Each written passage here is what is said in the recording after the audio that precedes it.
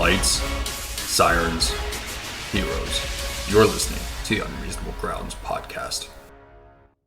All right, the intro music is done. You've got the Unreasonable Grounds podcast here, guys. Thank you very much for tuning in with us again. This is the podcast for first responders by first responders that has everything to do with first responder work. That is actually not the work itself, but everything around it. This is the podcast that really supports the times in between the shifts that go from after shift, the cool down, I guess you would say, the coming down from the actual shift and the craziness that first responders like you and I see every single day, to before shift. Those, before shift warriors that maybe get a couple movies in, get a couple episodes of something interesting in, and possibly knock down a couple of donuts. So, absolutely.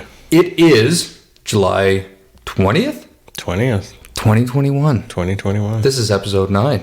Mike, it's been 9 episodes, and I do this every single time. I say, can you believe it's 9 episodes already? And I can't believe how many people have downloaded the podcast. You were saying, what, 802, I think was the last number you told me? Yeah, I think we're at 802 downloads to date on Spotify, on Podbean, on Google Podcasts. That means my mom's downloaded it like 800 times. See, here's the problem is that it doesn't go by individuals. It's people that are coming back and new people. Oh, wow. Can you believe That's that? crazy. 802 downloads. So, guys, thank you so much for coming on. And now we've already spoken about where we actually find the podcast and where you found this episode, which would be at one of those different locations. And first and foremost, we're going to start it off, I guess you would say, with a caveat. And a caveat is this, and we're starting to do this more and more in episodes, but this podcast itself is a law enforcement, first responder, whether that be police, fire, ambulance, paramedicine, search and rescue, whatever it might be. This is for you, the first responder. And because it's for you, by you, the opinions expressed on the Unreasonable Grounds podcast are just that. It is just the opinions of Mike and I sitting here face to face, or if we have special guests, it is just our opinions. Our opinions do not reflect, or anything that's said on the podcast does not reflect any policy or opinion or anything with relation to any organization in Canada or North America, even though we might discuss them and praise them or put, some agencies down for their choice of poor police vehicle design or whatever it might be. We are not associated with those. This is just us sitting here in the grounds garage, the headquarters of the podcast here in Parksville, the podcast location and headquarters that you, the listeners, actually came up with and voted for, which I'm very happy and grateful for. Thank you very much. But it's what we do. So we're going to get to this, Mikey. What's the first thing that we do every single episode? We break donut. Let's do that. Let's do it. So today, Mikey had the opportunity to go out and visit the OG. That's right. I went to none other than the Hockey Central donut shop, Tim Hortons itself, and I've scored a new one that they've got. And my understanding is that you haven't had one of these. So we've sliced it in half, and I'm sharing my new addiction with you because, if I don't get one of these, I get really itchy and there start scabs and the bugs under my skin and stuff. It's like a reverse allergy. I am totally addicted to these donuts, and I am like stealing copper wire to pay for these donuts. I find you outside a lamppost, like pulling out wiring. Doris in her house across the street's going, I wonder why my streetlight went out. Yeah. Mike's hiding in the shadows, pulling the cable back. Yeah. Okay, so we're going to get into this. This is actually, it's interesting because this is a part of the Unreasonable Grounds podcast itself. For the people that are tuning in for the very first time, where the hell have you been? This is episode 9. There's lots of really good content and episodes. I don't even remember half of them now, but go out and check them out. There was donuts. There was support retired legends. There was Ryan Hutton from the Sudbury Police Association and Sudbury Police. And there was several other episodes with Lee and Kenny. But the biggest thing all those things have in common is that we were able to break donut. And this is how we cheers. We set off the podcast. We set it up right. Today we're going to do this with the Tim Hortons donut. Mikey, cheers, buddy. Cheers. To number 9. Just to make sure too much of this lip smacking doesn't get edited out, I'm going to talk a little bit plate through noise. it. Did you hear that plate noise? Yeah, it's authentic. You know, you're in the grounds garage when we got a kitchen rag and plates. Only the best for our listeners. Only the we're best. experiencing the Tim Hortons vanilla cream dream puff donut, I think is what they're calling it. And all right, I'll give let me you a review there, Mike. I'll let you finish up on that one because this is your thing. This is your baby. It sounds like so. Just my newest addiction. All right, puff pastry. So very light. I'll give you that much. I found the cream on the inside because it's a filled donut. I'm not really sure how they're doing it. Now, I used to work at Tim Hortons, so I know the magic behind the curtain. It's kind of like the Wizard of Oz of restaurants and donut places because no one really ever gets to see the back of that place. I won't lie. This is half the reason why I brought this donut in for you. Yeah. So I'll say this is that, like I said, the cream itself, there's a bit of a tang to it. I feel like there's a bit of a lemon citrusy something or other going on in there. It's very light. I think you're tasting the vanilla, Mike. Sure, is that vanilla? Yeah.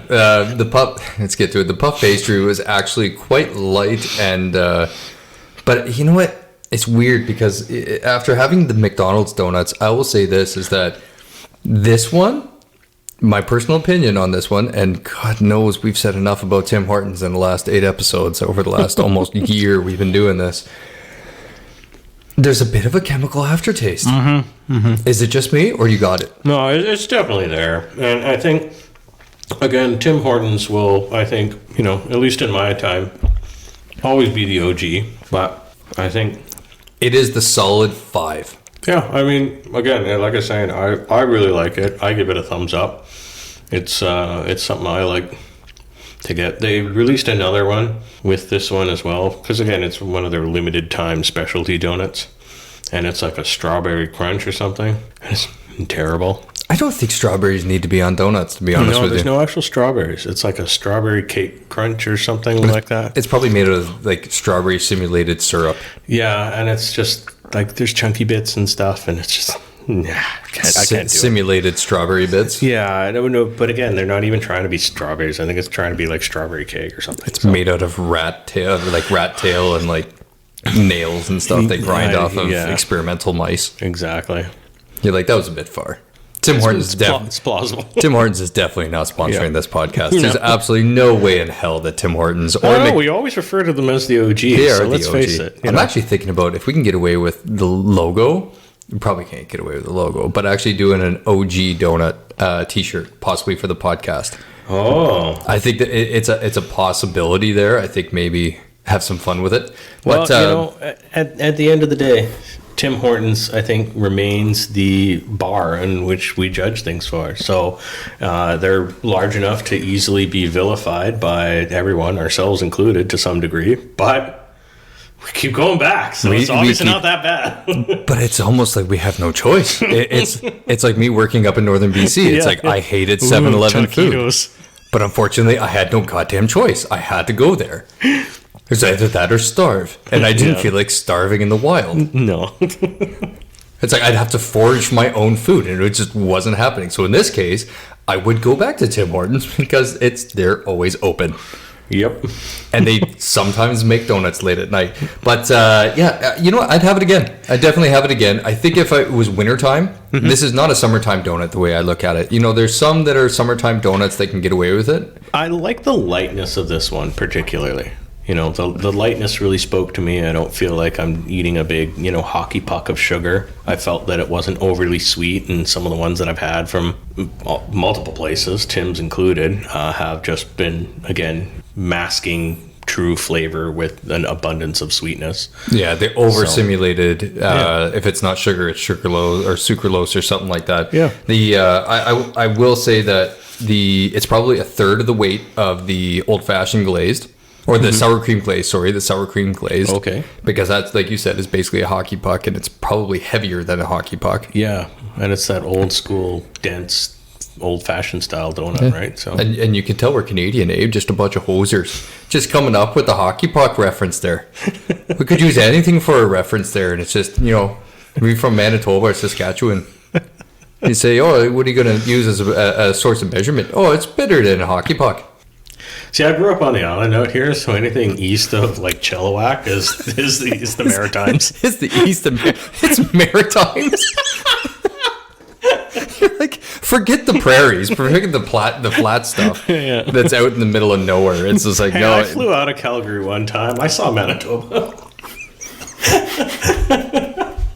The plane kind of went off and banked around, and I'm like, oh wow, that's really flat. The best part about this is that we actually have a few American listeners to the podcast, and they're just like, what are you talking about? It's the difference between like California or like Washington State and Wyoming. Is Wyoming flat? Yeah, Wyoming's Where do pretty they flat. grow It would be the like corn? It'd be Nebraska? Nebraska, Kansas, like all those areas, Nebraska's kind of in the gotta be center of the country. Probably flat. Wisconsin, Well, definitely. that's like right below Saskatchewan. Manitoba, isn't it? I think the Dakotas are south of Saskatchewan, north and South Dakota. Okay. It's kind of like that Alberta, Saskatchewan kind of border area there. Yeah. But I'm just. My point is I think it's hilarious that we're using a hockey puck for a reference. So, definitely not a hockey puck. It's a good, solid donut. It's a 5. I'll give you that. I will give it a 5. If I was going back, if I wanted something light and I didn't want to have like a Boston cream, I didn't want anything like that, definitely I'd be hitting that up for as long as they're around. So if you're going to give it a try. Limited edition. Yeah, give it a try. Why not? So today, the purpose of actually... some nice coffee. Yeah, exactly. We're going to wash down some decent coffee, and I'm absolutely stunned. I'm stunned. We've got some fire department coffee, FTC, and we got into that. And I'll tell you this, I'm absolutely stunned and blown away by the coffee that we were able to try today. Thanks to Raina, one of my colleagues. She was able to help us out with that, give us a couple to try out. It is fantastic. Tim Hortons doesn't sponsor us. Fire department coffee doesn't sponsor us. Nothing like that. This stuff is really, really, really good, and I'm actually going to go out and buy some. Yeah. Similar to a Black Rifle coffee, as I'm actually impressed with that level. Similar, I'm almost thinking that it's the same company. I know it's not, but it might as well be. That I've had their similar brand, but I'm blown away today by coffee. I don't know why, but I absolutely am. But the purpose of today's podcast, guys, is thank you very much for sticking with us through the donut review. And the Breaking Donut is we're actually going to get into what is going to be a mini series of episodes coming up. And I think it's probably going to fall into about a 6 to 7 part mini series. And these are going to be mini episodes. Mike and I have a tendency, we do about a 45-minute to an hour episode normally on different topics, and this one is an opportunity to be able to sit down and really, really nerd out. And I think the biggest thing that struck me right off the bat was how much more interactive we're going to be able to be with our so-called fan base. So the joke that I say my mom's downloaded the podcast 800 times, obviously not true. And to all you people out there, we're going to approach this in a new way that we've never done before. Mike and I have been bouncing ideas off of each other of how exactly we're going to do it. We're going to break this down into segments, and we're going to sort of advance promo it on Instagram and on the website, and we're going to be able to get some interaction and some comments and an opportunity for our listeners to basically kind of jump in and be a part of it. And without further ado, I'm just going to spill the beans. We're going to present the Unreasonable Grounds Hollywood Cop Car Challenge. Man, I'm excited about this. I'm absolutely blown away. There is nowhere else that you can go to see fictional vehicles put in a contest against each other. Who comes up with this? This is my question. Apparently we do because we're nerds. And this is what's really been on my mind for a long time is, I love cop cars. You love cop cars. We gush about the Blue Line magazines, top dress PCs, all the rest of that. And those are real police cars. In this case, man, we're going back. We're going to the silver screen. Well, and we've talked about cop movies before, and this is our chance to bring some praise for the unsung, uncredited heroes in the films, and that is the vehicles driven in those movies that we've come to know and love. And this list came together almost seamlessly. We came up with some ideas. I came up with a couple. You came up with a couple. And then what I was blown away by, again, Mike, you had mentioned it before about the Instagram pages through my personal account, the actual podcast account, and I just threw it up there as an idea. What did we really like? I've done it in the past talking about what's your favorite superhero? What's your favorite cop character, TV cop character, whatever it might have been. And then I was like, you know what? Why don't we do this and we talk about the favorite cop cars from film? Yeah. You wouldn't believe the response that I was getting from the polls, from everything else. And then I was making some ridiculous comments about what you actually think is a cop car. Yeah. Like what is considered a cop car in a movie. Oh, for sure. And we started looking at it and be like, the way I see it is the criteria for making it onto the list is A, it has to be in a movie. And B, it has to be either used. Yep. Commandeered or driven or whatever. Functionally, it has to be a cameo of some sort in the film and used by the main stars of the film, the main characters. And because you can say all day long, you're like, oh, I like it from End of Watch. I love the Crown Vic and End of Watch. Yeah, okay, everybody loves the Crown Vics. We get it. Everybody loves that car. I'll even tap on one model I have right here in front of me for the Crown Vic. Yeah.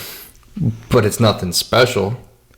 No, but our list does contain a special Crown Vic. An extremely special Crown Vic that has a particular skill set, I guess you could say. Yeah. At the end of the day, I think this is going to be a lot of fun for us to chat about, our listeners to chat about. We're going to be able to rate all these vehicles and score them on a number of categories, which I continually point out may or may not remain consistent throughout these matchups. It's going to change. I just feel it. I know it's going to happen. Ridiculously one-sided bias, I'm sure, will come out in a lot of these. But we're here for a good time, and I feel the people listening probably are too. So this is going to be a lot of fun. And yeah, I agree with you. I think we're gonna have a good time with it. One of the biggest things I'd like to do as well too is that we have the discussion about the actual podcast.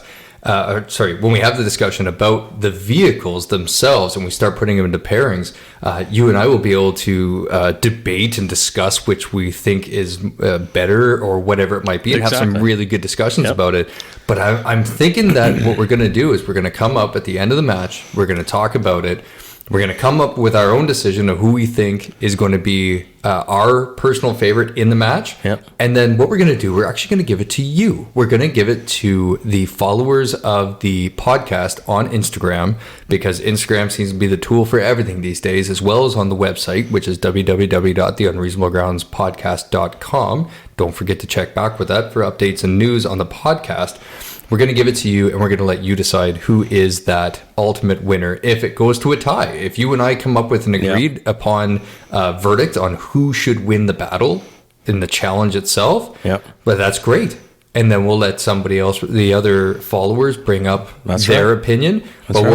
We might need a tiebreaker. And if we absolutely need a tiebreaker that I think is going to be really interesting, and you and I both agree, we might even bring in a special guest to be able to come in and break that tie, which I think would be a lot of fun. I think as the playoff tree breaks down to the semifinals and potentially finals of the list that we have written up, I could see the necessity for a slightly less biased third party.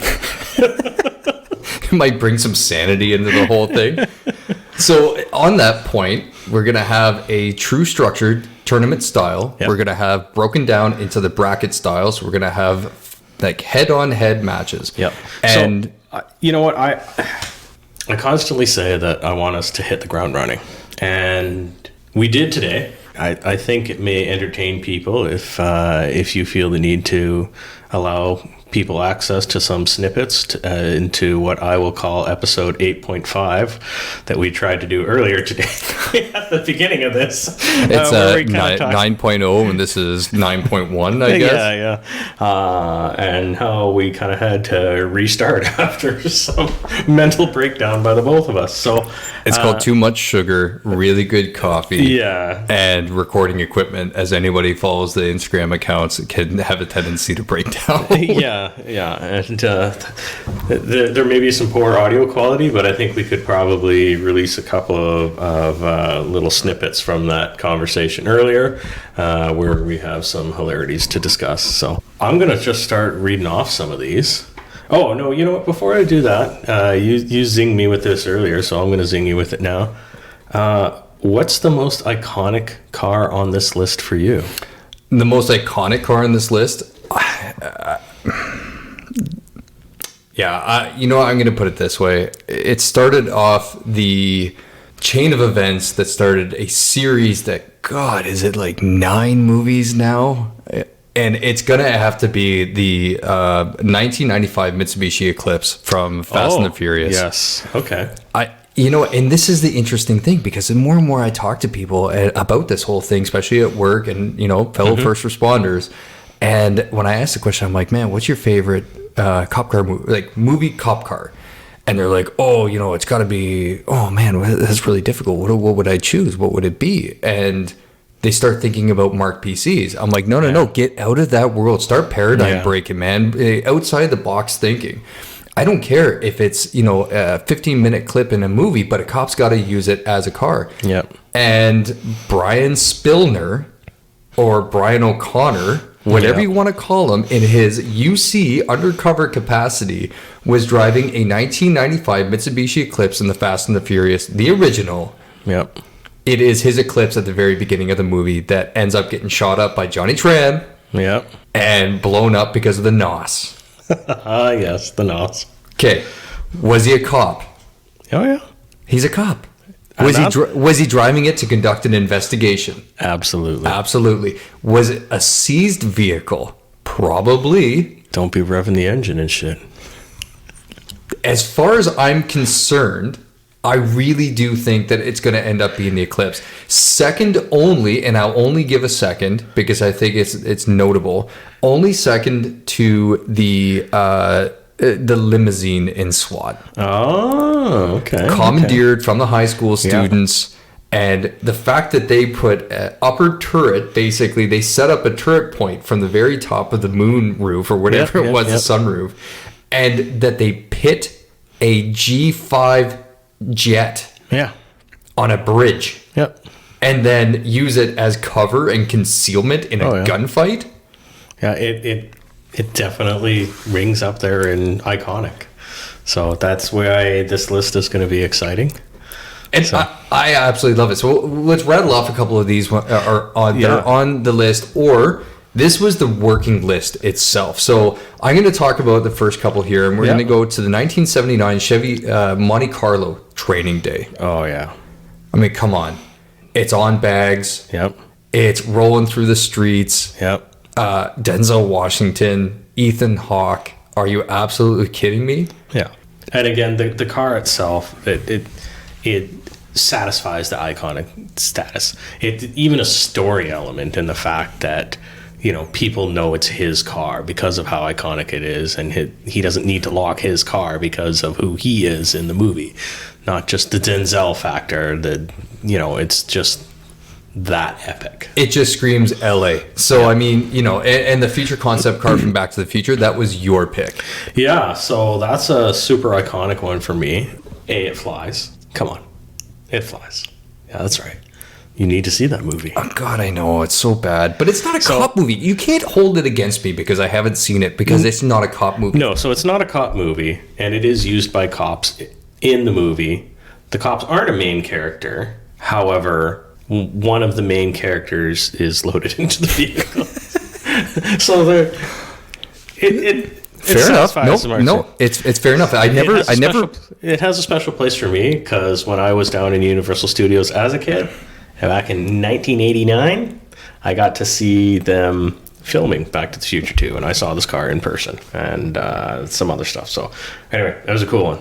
Keep on going down the list. Yeah, let's take a look at it. Let's go to the 1974 Plymouth Satellite, Dirty Harry. The fact that Clint Eastwood's character in that movie is iconic. You have to admit that there's every single police officer that I've met that had a lot of service on when I got on. I got on in 08 and 09, and it's like anybody that had 25 years, 25, 30 years of service at that time wanted to be Dirty Harry. Oh, yeah. And he had that personality to him that like really the grinning, the I don't give a crap kind of attitude and all the rest of that. And then the car just cannon. Yeah, and the hand cannon, like the 357 Magnum. Like, are you kidding me? Yep. You know, and everybody had that personality to them. So the vehicle itself, it's going to come up in the discussion because realistically, I think almost the character is more iconic.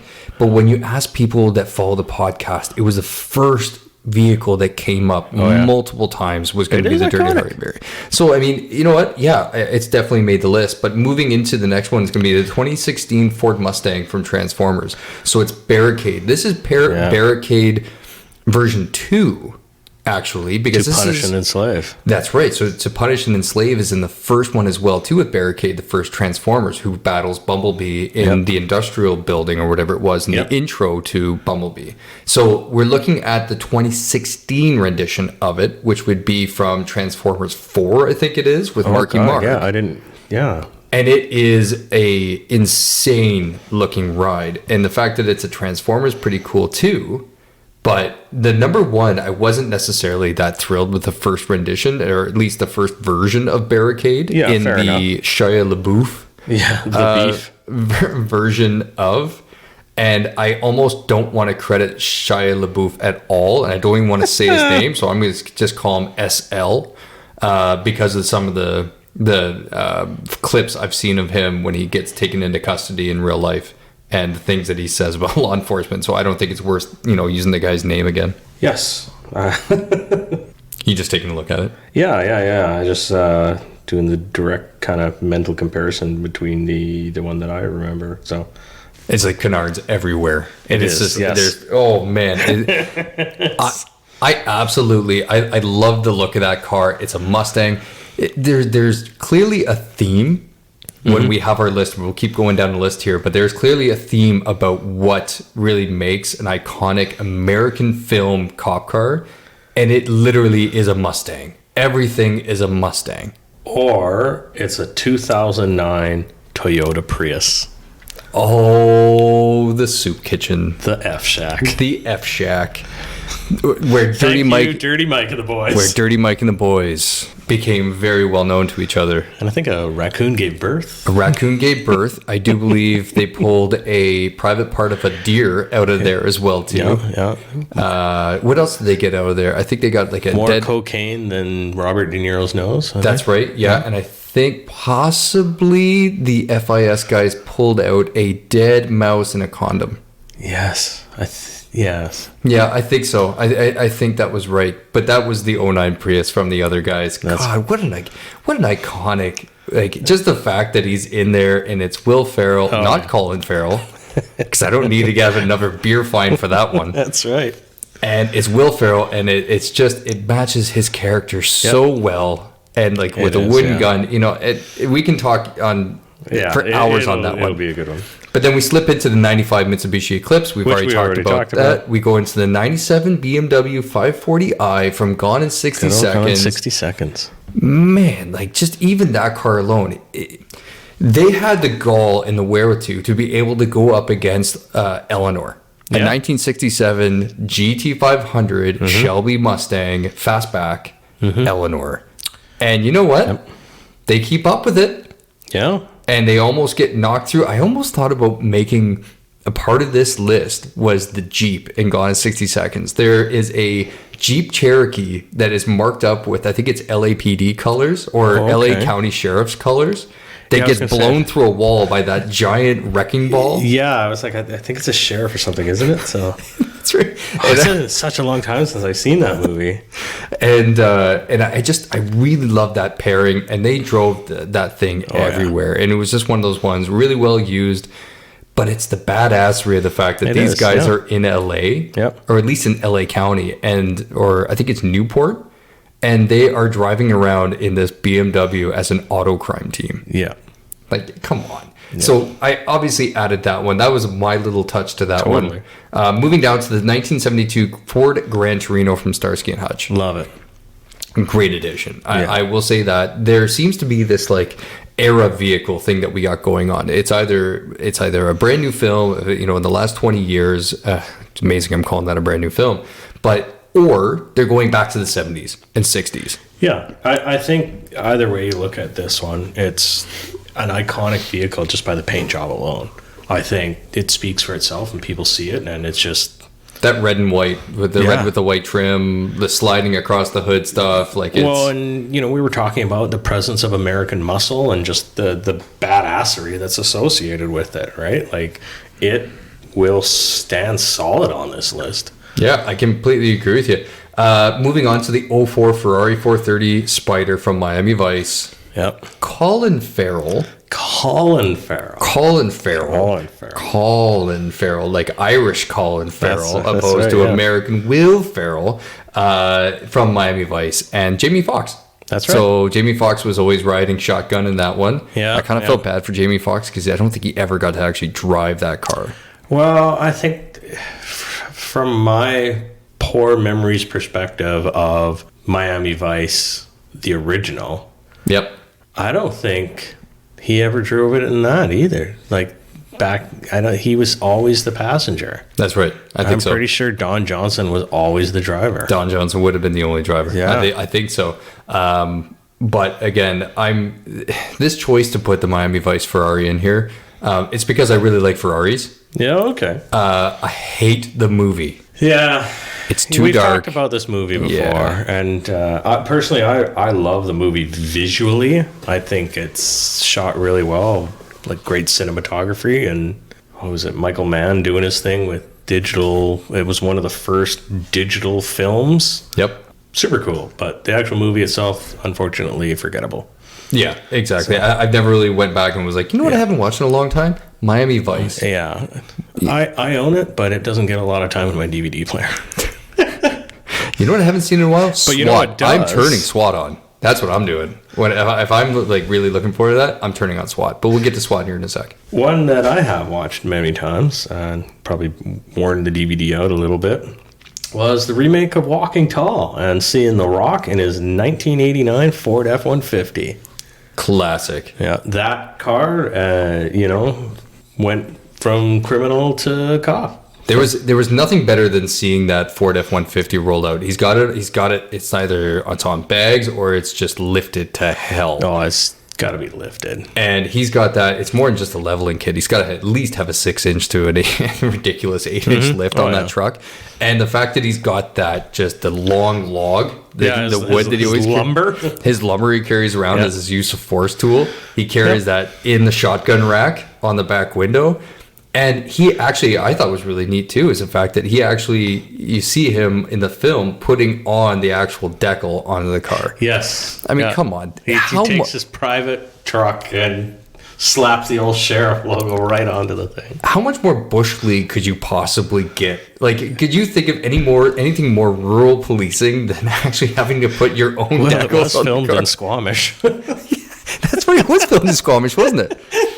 You can actually see the chief in the background. For anybody that's right, to come to think of it, for anybody that's not from BC or from the United States or whatever it might be, where we're recording right now on Vancouver Island, if you took a straight like northeast shot, I guess you would say, probably has the crow flies, an hour and a half? If you went straight north in an airplane, if you're a fast barely crow, even less. Maybe, I don't know. Yeah, you would get unless to you're Squamish. the CF-18. Yeah, you get there in about 4 minutes, 4 seconds. Yeah, it's very close. Squamish is a great place. If you've ever heard of Whistler, it's right beside Whistler. Yeah. It's man, what a nice place, and it was filmed there. I totally forgot that it was filmed there. But following along with a little bit of Dwayne Johnson, The Rock, another addition to this list was the Navistar MXT. The Navistar MXT. Wait, the Navistar MXT. Do you know the Navistar MXT? Because every time I say it at work, I'm like, you got to add the Navistar MXT. People are like, are you speaking another language? Well, the company that makes it is international. The frame, the actual front and the body is that, but it's a Ford engine with a Chevy transmission. And their specs and all the rest, that kind of thing. But with the RCMP, the actual vehicles, like our tabs, are actually based off the exact same vehicle. We just have a different body type on the back. Yeah. But it's identical. And thankfully, I've had the opportunity, which was pretty cool to actually drive one. Yes. Which scared the living hell out of me. My God, I only drove like maybe 30K, and I was like, I'm done. I'm good. I don't need to drive this thing anymore. These tanks are wonderful, but my God, it was a scary experience. You know what? And that's it right there. It's a tank. And for anybody that hasn't seen the movie, what is it? Fast 5, I think, it makes its appearance? Yeah, I think it's Fast 5. When they're in Brazil, right? Yep. That's where it kind of shows up the first time. And I know he uses it again in one of the other movies after. Yeah, I think you're right. I think it was Fast 5. He uses it. And then the second one was Fast 6. So it was Brazil. Yeah. And it's then when they go to England. Or England or someplace else, but yeah. Either way, it's a beast. It's iconic. It's The Rock in full Brahma Bull mode, and I think it's going to be a tough one to kick off this list. Yeah, and it just screams cop though. He is. I think it's is it DHS or it's not Homeland Security. It's not Homeland Security, but it's another federal agency, policing agency, where he's going out checking out international fugitives and tracking down American fugitives. So you know what? That screams cop to me. I don't care what anybody says. That's a cop. He's a cop. He's busting bad guys. He's a cop. Exactly. Moving on to the Crown Vic. Oh yes. Okay. We were talking about iconic police cars. Here it is. You know, everybody who likes to tap the Crown Vic. We gotta tap it for good luck. And wait! I've got the coin. You gotta tap the coin. Nice. There you go. Whoop, whoop. So here's to everybody that has been chatting with me on Instagram, the followers, and chatting with Ashley as well too on Facebook when it comes to the favorite vehicles in the Crown Vic. It's here. It's on the list. It's a Ford Crown Vic, and it's from Live Free or Die Hard. The vehicle that John McClane... Yep. See, I want to work on both these fronts, because I kind of had to have an internal debate over which one I really wanted to add to this list. So the very first one I was thinking of was the maroon vehicle that John McClane is driving when he goes to see his daughter Lucy at Camden College or whatever it was there. Picks up Justin Long. That's right. Picks up the hacker, Justin Long, and then he goes and, basically catapults the assassins. Yes. Using the Crown Vic. And it's a really famous line. It was like, oh my God, you just see that? He's like, yeah, I just saw it. I just did it. Yeah. And it gets all smashed up and whatever it might be. But on top of that, the other vehicle, the Crown Vic in the movie, the marked Crown Vic, the marked Crown Vic from Washington D.C., where he goes out and he catapult. Well, he doesn't catapult. He, what would you call that? Releases to the earth, to the sky. Verb, you could use the term A-team. Very much so. He very much A-teams because it goes off of a jump. He A-teams it into a helicopter. It's absolutely... And again, there's another iconic line of him. I can't remember exactly what the line is, but he shoots down a helicopter with a cop car. That's right. So it's a Crown Vic, and it's used. It's got its lights and sirens. It's got everything going. Yeah. And he jumps from it. Yes. He puts the pin down, and he just absolutely... So, you know what? We can choose later on which one we want to use. If it's John McClane's one where he catapults the guy out, or we can use the one that he uses to smash out the helicopter. I feel like it's going to be the latter of the two. The helicopter seems to have an edge in my mind. Yeah.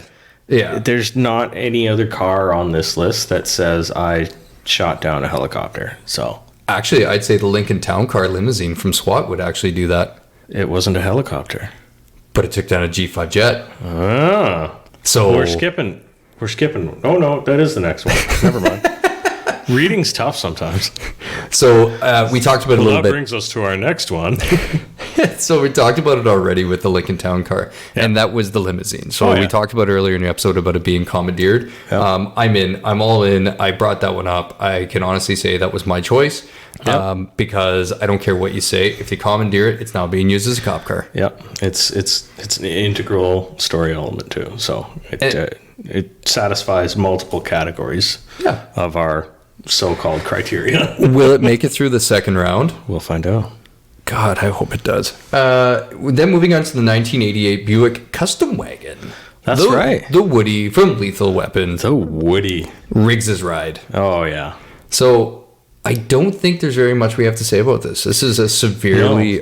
I can say if you haven't seen The Lethal Weapon with Mel Gibson and Danny Glover, turn off the remake and go watch the proper Lethal Weapon. Yeah, turn Mel Gibson beat up Gary Busey in the rain.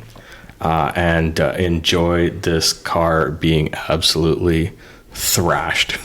And I would actually go as far to say is turn off this podcast right now and actually go sit down, whether it be with a beer, with a coffee. If this is early morning, you're listening, those early morning listeners.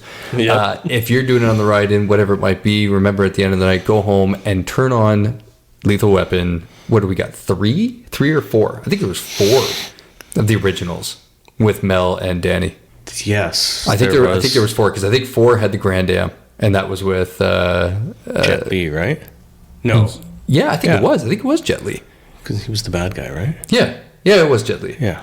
Go out and watch those movies, or at least start watching them. But yeah, definitely an addition that I really appreciate. The 1968 Ford Mustang GT from Bullitt. And again, I feel like I'm satisfying a couple of things here. I'm satisfying the needs of the followers and the listeners of the podcast because they continuously wanted to hear and see how this vehicle shaped up against other cars. Would I, Mikey, be putting the 1968 Ford Mustang GT up against the 09 Prius? No. Are you nuts? No. You know what? And again, this is where, the ridiculously biased categories that we have, where I fall out because I don't think I've actually seen Bullitt. So, it's... I've seen it a long time ago with my dad. Yeah, and I'm pretty sure I did a long time ago, kind of like rerun on the TV kind of thing.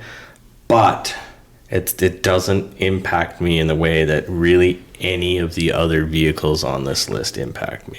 Yeah, I think that there's probably going to be an issue here is that I'm sorry to say, and maybe I'll be wrong. Maybe, the people, if we come to a bit of a counterpoint in the conversation, the discussion when it comes to this match, that if it comes down to the fans and the listeners of the podcast, when they make up their mind on this one, it might make it through the first round, but I have my doubts. I really do. I have my doubts. Yeah. And I think there's better things out there. So yeah, and I think if you have a really iconic car as it is, competing up against some of the other vehicles that are in this, just for badassery, iconic level as well as usage and whatever it might be, it's gonna have to take a lot to make it through this particular first round. I have to say.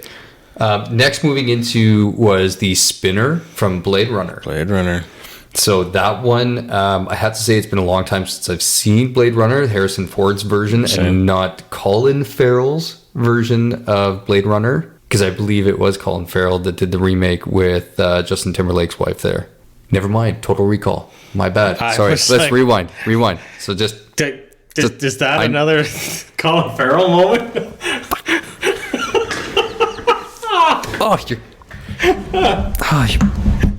You're busting my balls. Yeah, you deserve it for that one. Oh my god. Okay, 2 beer fines. What's good? Colin Farrell and Will Ferrell. Okay, I can see, there's some Farrelling going involved, but to suddenly bring up the remake of Total Recall. God, you know what? Okay, shaking my head. Here it is. We're keeping this in the episode because I feel like I need to show amends for this, I guess you would say. Much sadness.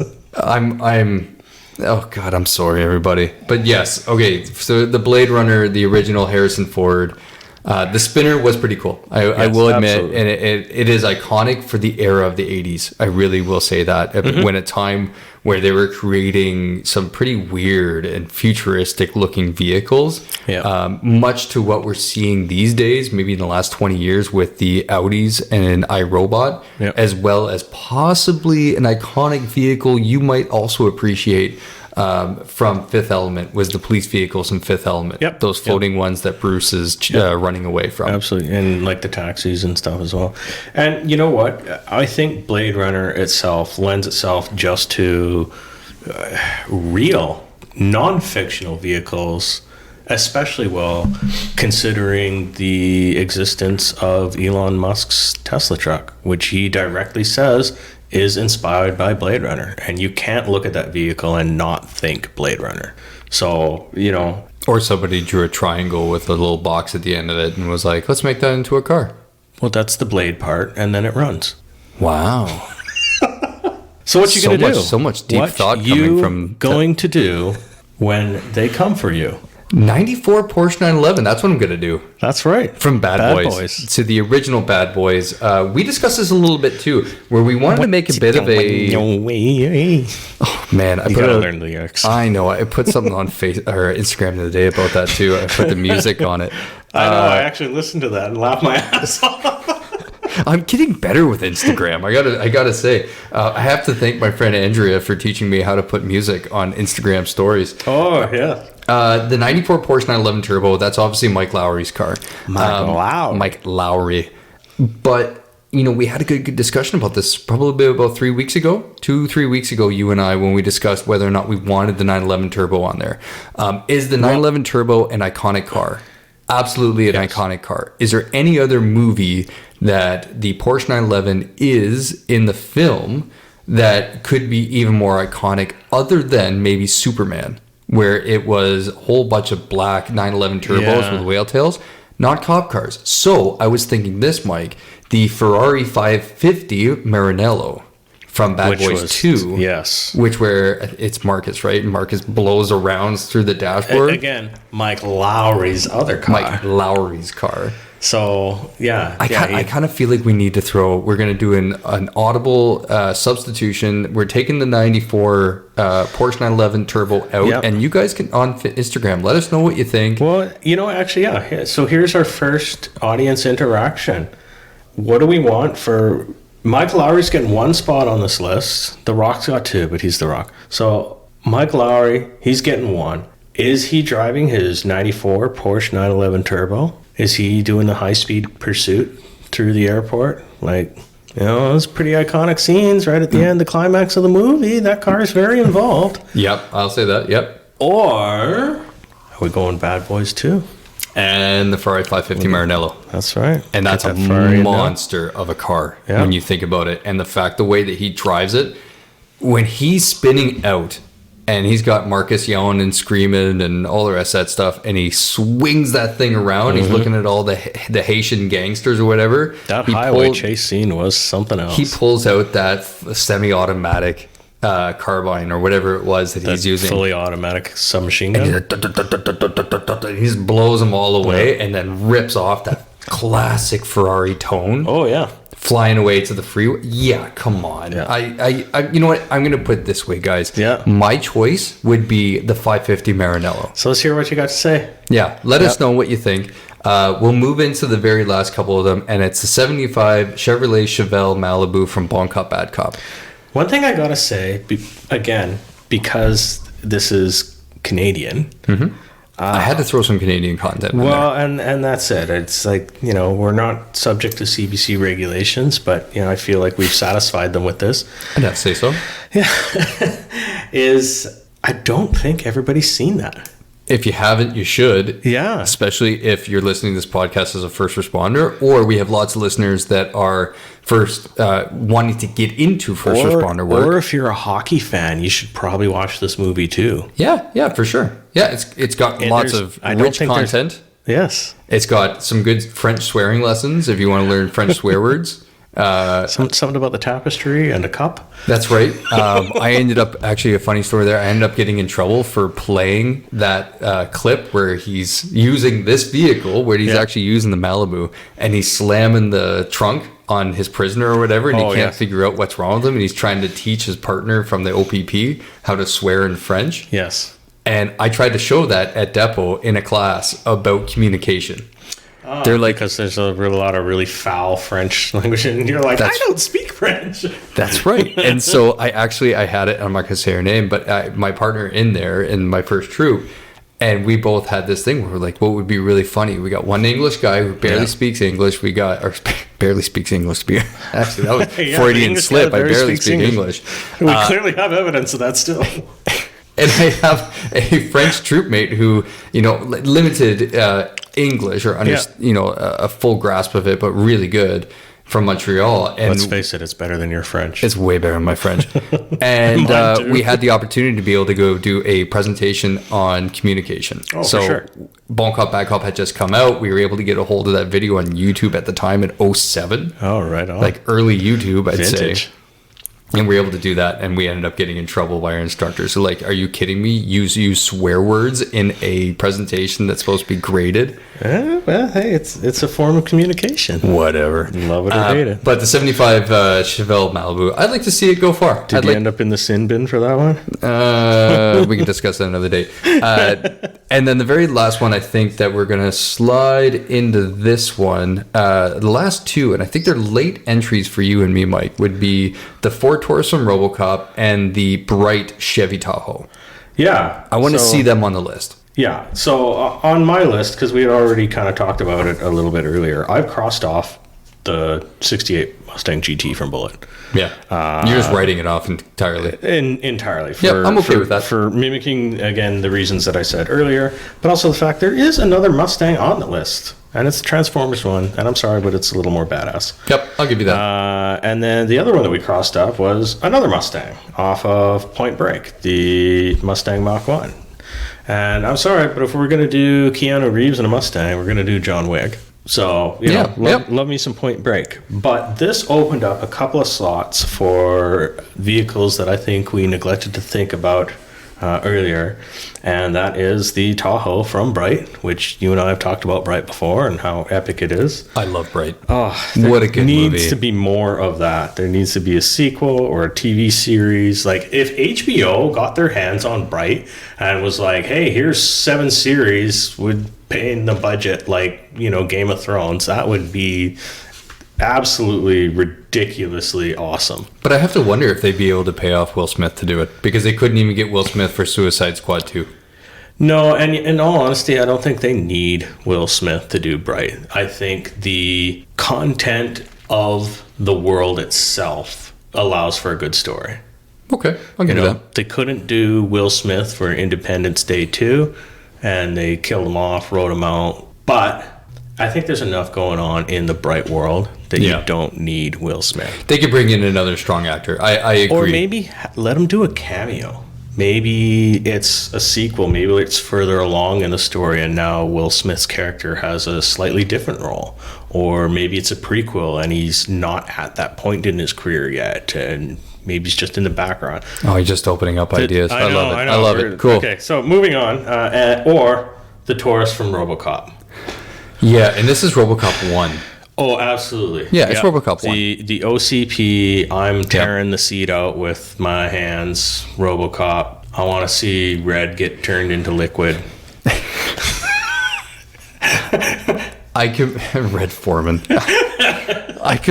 I really... No, it's not him that gets turned into liquid. No, it's his partner. It's his little lackey that does. And then Red ends up getting, like, injured and hurt or whatever. He was limping around over there. The other guy got turned into goo from the acid bath or whatever it was. That is absolutely one of the most goriest scenes in film ever. For the 80s. We're on another tangent again. Yeah, so but I mean, if you take a look at the Taurus, I think what we were missing in this list as well, too, was more and more actual uniformed police vehicles. Yes. So... as special as this one is, it also still qualifies for that. So they both do. Doing double duty for sure, and the Tahoe as well. And that I think they're a perfect matchup, and I'm glad we've allowed our bias to intervene and slide a couple out that may not have been as remarkable as these two. So yeah, I think that the list itself, we're putting that together. We're going to be doing some more matchups. We're going to be making up that list. So that we can put a couple of these episodes together pretty quick. What I'd say is I think everybody out there that has been downloading the podcast, showing the interest and showing our support and everything else in listening, downloading, subscribing, whatever it might be, however you're showing your appreciation and support for the podcast. Mike and I are extremely grateful for that. We're really looking forward to getting into these episodes, especially with these vehicles, and the Hollywood Cop Car challenge is what we're going to be doing. I'm so excited to get into it, Mike. I know you're excited as well too, to be able to get into it, and I look forward to getting your feedback as well too, the listener, and kind of giving us what, your opinion, your comments, whatever it might be. send us DMs, send us messages on Facebook, whatever it might be, and just share it to the people you're working around you. To wrap up this whole episode, what I'll say is that, again, we're very grateful for the support. We love talking to everybody, especially those that are letting us know what they think about the podcast, the things they like, what they don't like, whatever it might be. But what I'll ask is this, and as a big favor, spread the word about the podcast. This whole thing is about sharing the lighter side of police work. And right now, especially going on in Canada and North America, especially when it comes to law enforcement, first responder work, we need more of the lighter side. And that's what we're doing here. We're giving you guys content that will hopefully allow you to get a bit of a chuckle and just get you out of that mind space of the daily grind of the job. So on that point, I want to say thank you so much for coming on and downloading the podcast and checking out the website. So again, check us out. More episodes are coming up. Check out the previous episodes. Give us a download. I have made the promise, and Mike, I've told you as well too, we get those 1,000 downloads, I'm making custom challenge coins for the actual podcast, as well as I think I'm going to do some patches, because I'd love to be able to see the patches coming out. Check us out, Spotify, Google Podcast, iHeartRadio app, not Apple Podcasts. We're giving that up. We're done with Apple. Bye-bye, Apple. I'm sorry you're out. No more talk about it. And check out the website at www.theunreasonablegroundspodcast.com. Mike, I think we can both say we're looking forward to doing this some more. Definitely.